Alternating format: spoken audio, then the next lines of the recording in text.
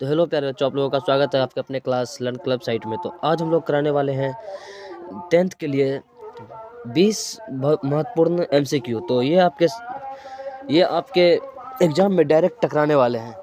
तो 20 में से 15 ज़रूर फिक्स हो जाएंगे कि आपके 17 फरवरी के लिए हिंदी के लिए MCQ क्वेश्चन।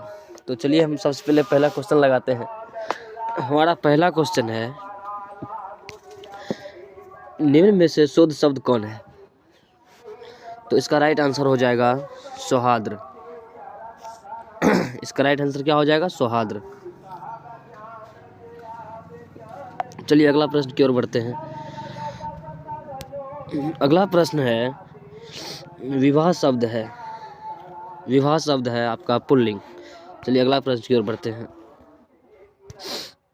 अगला प्रश्न है, मैं पढ़ रहा हूँ किस काल का उदाहरण है? आप लोग कमेंट में आंसर बताइएगा। तो इसका हो जाएगा वर्तमान काल। चलिए अगला प्रश्न की ओर बढ़ते हैं।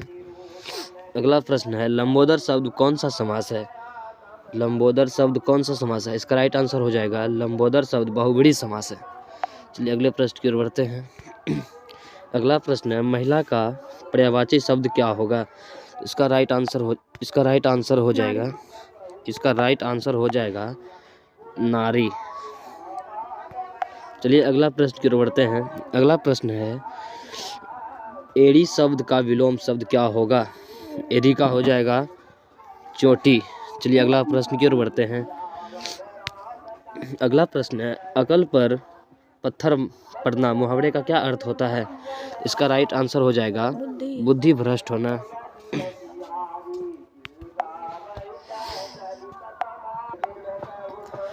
चलिए अगले प्रश्न की ओर बढ़ते हैं। अगला प्रश्न है लिखावट शब्द है। आप लोग कमेंट में बताइए इसका आंसर।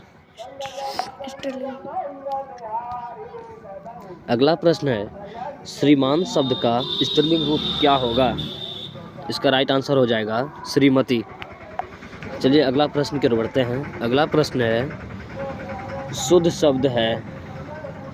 शब्द कौन है? गुण, पति, तत्कालिक, प्रमाणिक।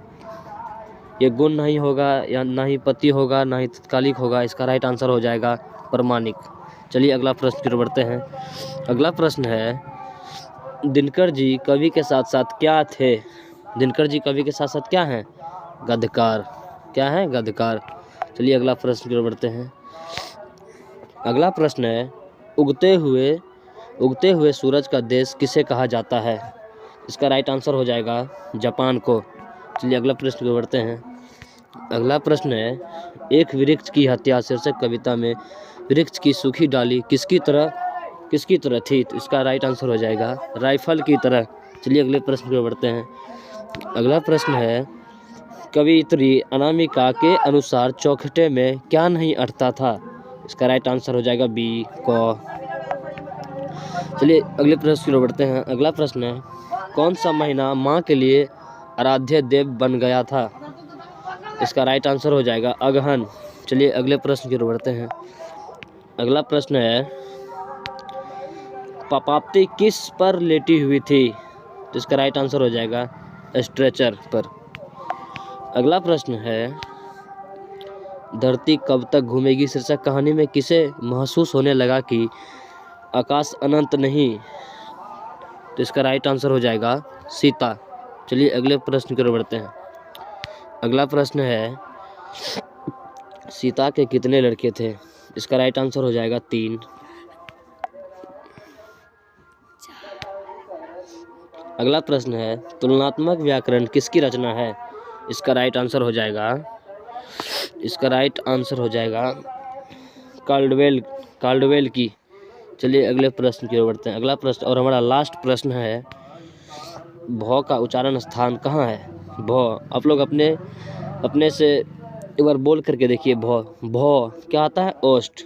इसका राइट आंसर हो जाएगा ओस्ट। और आप लोग अगर इस चैनल को सब्सक्राइब नहीं किए होंगे तो प्लीज़ सब्सक्राइब कर लीजिएगा। और जब तक आप लोगों का एग्ज़ाम ख़त्म नहीं हो जाता है तब तक हम लगे रहेंगे, कड़ी मेहनत करते रहेंगे। मिलते हैं किसी नेक्स्ट क्लास में, तब तक के लिए जय हिंद, जय भारत।